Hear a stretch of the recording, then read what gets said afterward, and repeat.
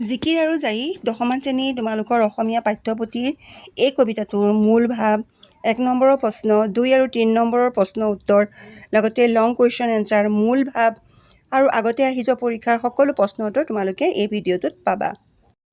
তো hello' my dear students, welcome to Ayushi brain booster. আৰু সকলোকে স্বাগতম জনাইছোঁ। তোমালোকে কেনেকুৱা পাইছা মোৰ ভিডিঅ'বিলাক চাই কমেণ্ট কৰিবা।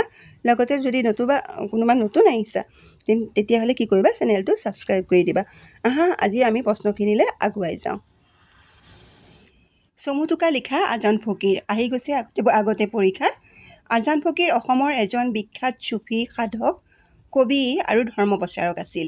তেওঁৰ আচল নাম আছিল শ্বাহ মিৰাণ। তেওঁ 17 শতিকাত আৰবৰ পৰা অসমলৈ আহি শিৱসাগৰত বাস কৰিছিল। তেওঁ হিন্দু মুছলমানৰ মাজত ভাতৃত্ব, সম্প্ৰীতি আৰু মানৱতাৰ বাণী প্ৰচাৰ কৰিছিল। তেওঁ প্ৰায় 165খন জিকিৰ ৰচনা কৰিছিল। তেওঁৰ জিকিৰবোৰত ঈশ্বৰৰ প্ৰেম, নীতি, নৈতিকতা আৰু সামাজিক সমতাৰ কথা পোৱা যায়। আজান ফকীৰ অসমৰ সাম্প্ৰদায়িক সম্প্ৰীতিৰ প্ৰতীক। জিকিৰ বিষয়ে এটি টোকা লিখা। জিকিৰ হৈছে আজান ফকীৰে ৰচনা কৰা আধ্যাত্মিক গীত। জিকিৰ শব্দটো আৰবী জিক্ৰ শব্দৰ পৰা আহিছে, যাৰ অৰ্থ হৈছে স্মৰণ কৰা। এই গীতবোৰত আল্লাহ, ৰচুল, নামাজ, ৰোজা আদি ইছলাম ধৰ্মৰ কথাৰ লগতে মানুহে মানুহক ভাল পোৱা, সঁচা পথত চলাৰ উপদেশ দিয়া হৈছে। জিকিৰ ভাষা অতি সহজ সৰল। ইয়াত অসমীয়া লোকগীত আৰু বৰগীতৰ সুৰ আছে। সেইবাবে জিকিৰক মুছলমানৰ বৰগীত বুলিও ক'ব পৰা যায়। আসমানৰ কুতুব, তৰা আদমৰ জাত, সজাৰ মইনা আছে ঘনে লগাই মাত। অন্তৰ্নিহিত অৰ্থটো বুজাই লিখা। এই পংক্তি দুটাৰ দ্বাৰা আজান ফকীৰে মানৱতা আৰু সমতাৰ কথা কৈছে। তেওঁ কৈছে যে আকাশৰ অসংখ্য তৰা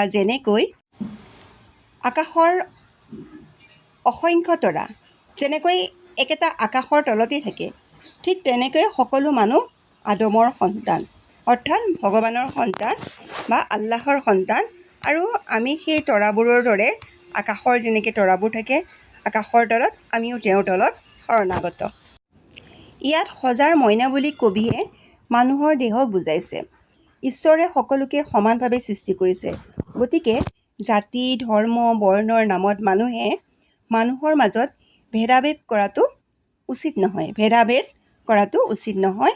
সকলোৱে ভাই ভাই হিচাপে মিলা প্ৰীতিৰে থাকিব লাগে। এইটোৱে হৈছে পংক্তি দুটাৰ অন্তৰ্নিহিত ভাৱ। মক্কাৰ দুৱাৰত চাহাব জীৱই মাৰে তালি, যেনে খালে শলৰ লগত দৰিকাৰ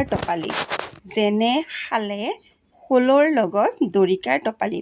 এইটো কবিতা ফাঁকি অন্তৰ্নিহিত ভাৱটি বিশ্লেষণ কৰিব দিছে। তো এই পংক্তিটোত কবিয়ে ভক্তি আৰু ঈশ্বৰৰ প্ৰেমৰ কথা কৈছে। মক্কাৰ দুৱাৰত ধাৰ্মিক লোকসকলে হাতে তালি বজাই আল্লাহক মাতে। যেনেকৈ খালে মাছমৰীয়াই মাছক মাতিবলৈ যেনেকৈ টোপালি মাৰে, ঠিক তেনেকৈ ভক্তইও কি হয়, ঈশ্বৰক মাতিব লাগে। ইয়াত অন্তৰ্নিহিত অৰ্থ হ'ল যে ঈশ্বৰক পাবলৈ হ'লে মনৰ একাগ্ৰতা, ভক্তি আৰু বিশ্বাস থাকিব লাগে। কেৱল বাহিৰৰ আচাৰ ব্যৱহাৰে ঈশ্বৰক পোৱা নাযায়। হৃদয়ৰ পৰা মাতিলেও ঈশ্বৰে সঁহাৰি দিয়ে। আজান ফকীৰৰ কবি পৰিচয় লিখা। আজান ফকীৰ 17 শতিকাৰ এজন বিখ্যাত চুফী, সাধক আৰু কবি। তেওঁৰ আচল নাম শ্বাহ মিৰাণ। তেওঁ আৰবৰ পৰা ধৰ্ম প্ৰচাৰ কৰিবলৈ অসমলৈ আহিছিল আৰু শিৱসাগৰত স্থায়ীভাৱে বাস কৰিছিল। তেওঁ অসমীয়া ভাষাত প্ৰায় 165খন জিকিৰ ৰচনা কৰে। তেওঁ জিকিৰত হিন্দু মুছলমানৰ ঐক্য, মানৱতা আৰু ঈশ্বৰৰ প্ৰেমৰ কথা আছে।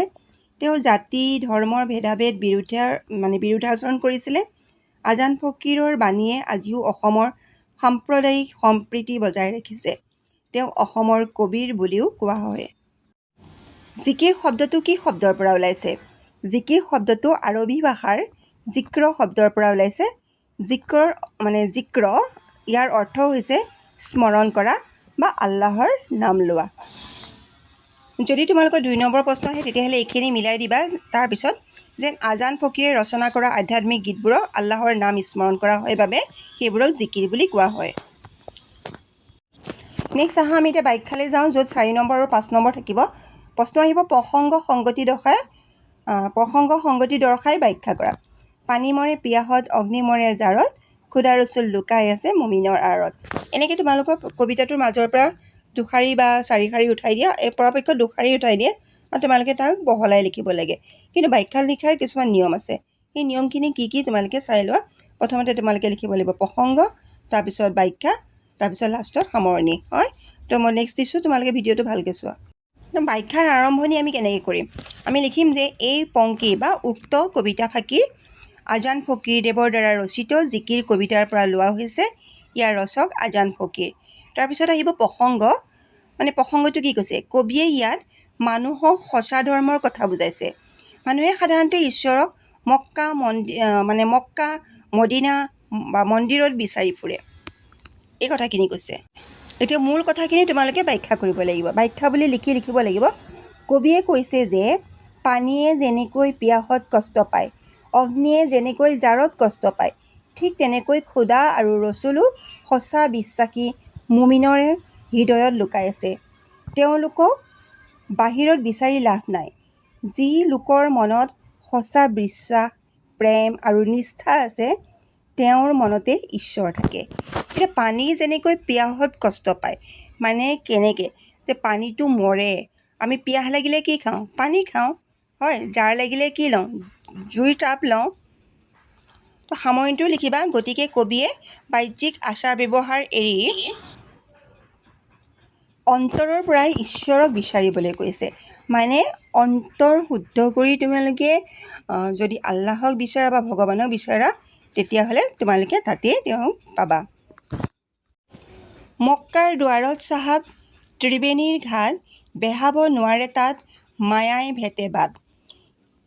আকৌ লিখিবা আগৰ দৰে, যে উক্ত কবিতা ফাঁকি বা উক্ত পংক্তি দুটা আজান ফকীৰৰ দেৱৰ দ্বাৰা ৰচিত জিকিৰৰ পৰা লোৱা হৈছে। প্ৰসংগত আহিব যে ইয়াত কবিয়ে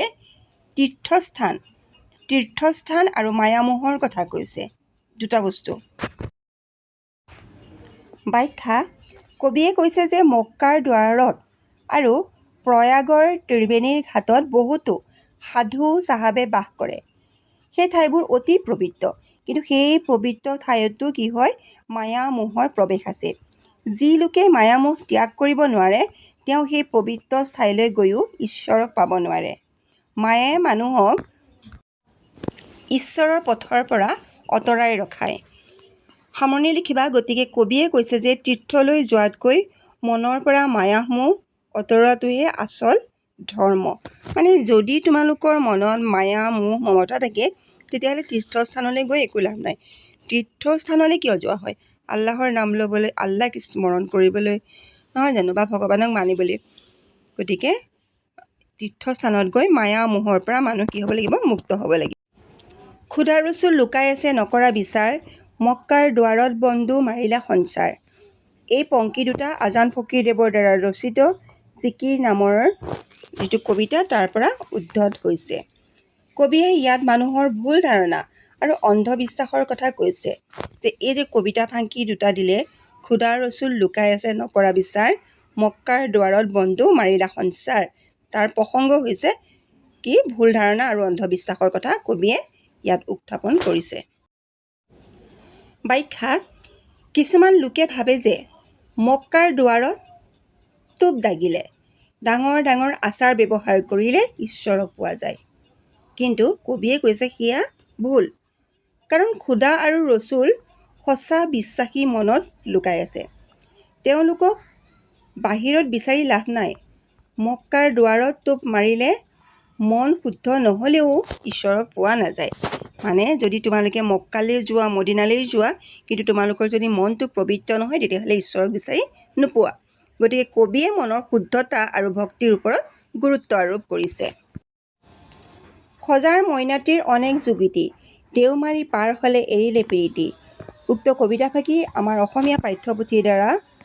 অসমীয়া পাঠ্যপুথিৰ অন্তৰ্গত আজান ফকীৰদেৱৰ দ্বাৰা ৰচিত জিকিৰ নামৰ কবিতাটোৰ পৰা লোৱা হৈছে। মই যেনেকৈ কৈছোঁ তেনেকৈ লিখিবা, ইয়াত কিন্তু টাইপিংটো বেলেগ আছে। প্ৰসংগ লিখিবা, ইয়াত কবিয়ে মানুহৰ দেহ আৰু মৃত্যুৰ কথা কৈছে। ব্যাখ্যা, সজাৰ মইনা বুলি কবিয়ে মানুহৰ দেহটোক বুজাইছে। ঈশ্বৰে এই দেহটোক বহুত যত্নৰে সাজিছে। মানুহে এই দেহটোক বহুত ভাল পায়, যত্ন কৰে। কিন্তু দেওমাৰি অৰ্থাৎ মৃত্যু আহিলে এই দেহ এৰি আত্মা ওলাই যায়। তেতিয়া আৰু দেহৰ লগত কোনো সম্পৰ্ক নাথাকে।